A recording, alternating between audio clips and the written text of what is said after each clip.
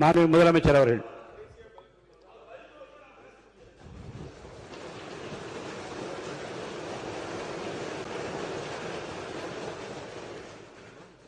மாண்புமிகு பேரவைத் தலைவர் அவர்களே,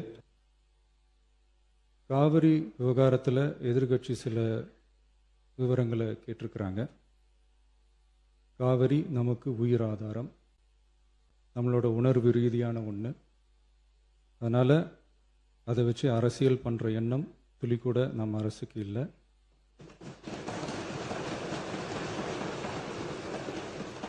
அதுக்கான அவசியமும் இல்லை. மேகதாது விவகாரத்தில் நாம் எல்லாரும் சேர்ந்து தான் தீர்மானம் போட்டோம். அதை நேர்முக கடிதமாக மாண்புமிகு பிரதமர் அவர்களுக்கும் அனுப்பி வச்சிருக்கிறோம். அதோடு நாம் அப்படியே இருந்துடல.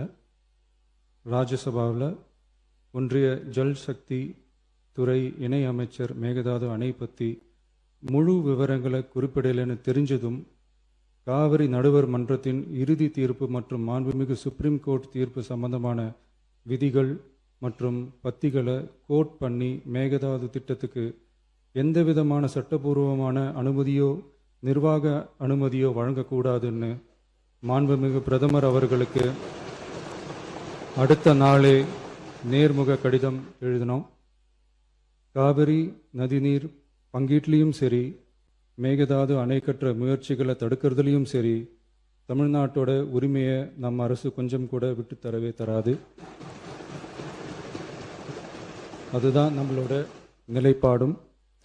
அதே நேரத்தில் கர்நாடகாவில் சில அணைகள் கட்ட ஆரம்பித்ததை பற்றியும் இதே அவையில் 1969 ஒரு விவாதம் நடந்திருக்கு.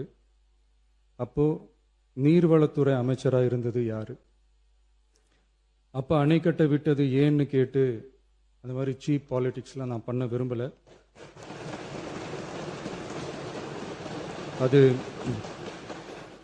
அது நம்ம நோக்கமும் இல்லை. ஏன்னா காவிரி விவகாரத்தை ரொம்ப கவனமாக கையாளணும். எந்த கட்சி ஆளுகிறது, எந்த கட்சிக்கு பெருமை, யாருக்கு பெருமைன்னெலாம் பார்க்கக்கூடாது. இது தமிழக மக்களுடைய பிரச்சனை அப்படின்னு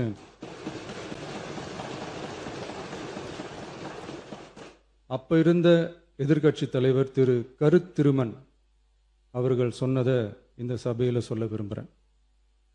காவிரி பிரச்சனையில் சம்பந்தப்பட்ட 2 மாநிலங்களும் ஒன்றிய அரசும் உட்கார்ந்து முடிவெடுக்கணும்னு 1969 இந்த சபையில் பேசியிருக்கிறாங்க. அதுக்கப்புறம் நிலைமை வேறு மாதிரியெல்லாம் போயிடுச்சுன்னும் நம்ம எல்லாருக்குமே தெரிஞ்சது தான். சட்டப்படி இந்த பிரச்சனையை அணுகிறதுல நாம் உறுதியாக இருக்கிறோம், அதில் மாற்றமே இல்லை. இருந்தாலும் ஒரு அட்டெம்ப்ட் எடுத்து பார்க்கலாம்னு தோணுனது தான் அந்த பெங்களூர் விசிட். அப்படி ஒரு விசிட் பற்றி ஃபஸ்ட்டு யோசித்து கேட்டதும் நான் தான். நாம் பெங்களூர் போக நினச்சதை பற்றி பல ஒப்பீனியன்ஸ் வந்துச்சு. நாம் போக நினச்சதுக்கு காரணம், ஒருவேளை இந்த பிரச்சனை தீர்க்கறதுக்கான ஒரு பாசிட்டிவ் சைன் கிடைச்சா நல்லா இருக்குமேன்னு ஒரு எண்ணத்தில் தான். இன்றைய காலத்தில் பகை நாடுகளை பேசி தீர்க்க பார்க்குறாங்க. பக்கத்து மாநிலத்தோட பேசி பார்த்தா என்னன்னு நினச்சேன்.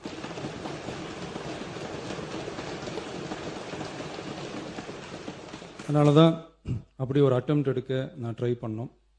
ஒருவேளை அந்த அட்டெம்ப்டில் ஒரு அவமானம் நேர்ந்தால் என்ன செய்யன்னு சில பேர் கேட்டாங்க. அப்படி நடந்தால் தமிழ்நாட்டு மக்களுக்காக அதையும் தாங்க தயாராக தான் இருக்கேன்.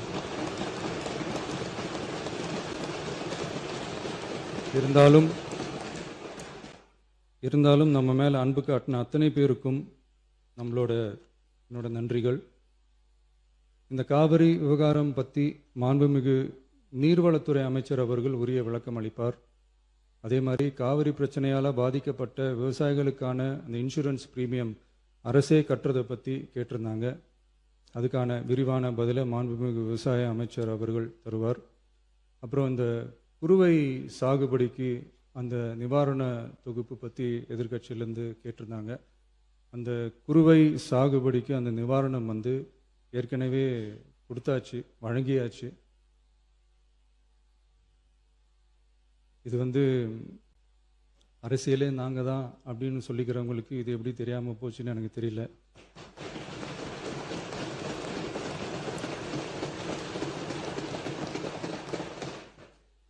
முன்ன பின்ன பேப்பர் படிச்சிருந்தா நாட்டில் என்ன நடக்குதுன்னு தெரிஞ்சிருக்கும்.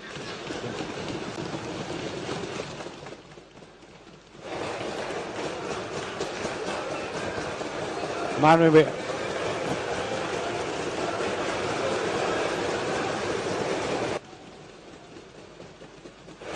மாண்புமிகு எதிர்க்கட்சி தலைவர் சுருக்கமாக கொஞ்சம் அமைதியா இருங்க.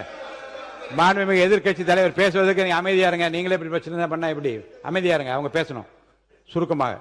பேரவைத் தலைவர் அவர்களே, ஸ்பெஷல் பேக்கேஜ்னா நீங்க கொடுத்தது 134 கோடி கொடுத்தீங்க. அது அனைத்து அரசுலையும் கொடுக்கறக்கூடிய ஸ்பெஷல் பேக்கேஜ் தான். இப்ப வறட்சி நிவாரண நிதி அவங்க கேட்கறாங்க. இது ரெண்டுத்துக்கும் வித்தியாசம் தெரிஞ்சுக்க வேண்டும்.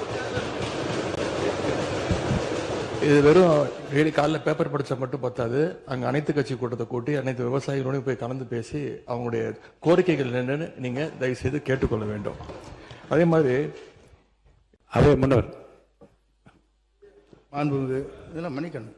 மாண்புமிகு எதிர்க்கட்சி தலைவர்கள் இப்போது வறட்சி நிவாரணத்தை பற்றி சொன்னார்கள். செப்டம்பர் இறுதி வரையிலும் பார்த்துவிட்டு தான் வறட்சி நிவாரண பணிகளை ஆற்றுவது வழக்கம். அவை அதை குறிப்பிட விரும்புகிறேன்.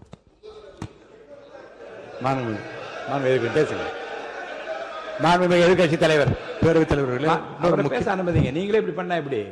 மாண்புமிகு எதிர்கட்சி தலைவர் சுருக்கமா முடிச்சு. தலைவர்களே, நாங்கள் இன்னொன்று திரும்பி கேட்பதுதான், கர்நாடகாவில் அவங்க அனைத்து கட்சி கூட்டத்தை கூட்டி முன்னாள் முதலமைச்சர்லாம் வர சொல்லி அவங்களுடைய கோரிக்கைகள்லாம் கேட்டுக்கிட்டு இருக்காங்க, தொடர்ந்து கேட்டுட்டு இருக்காங்க.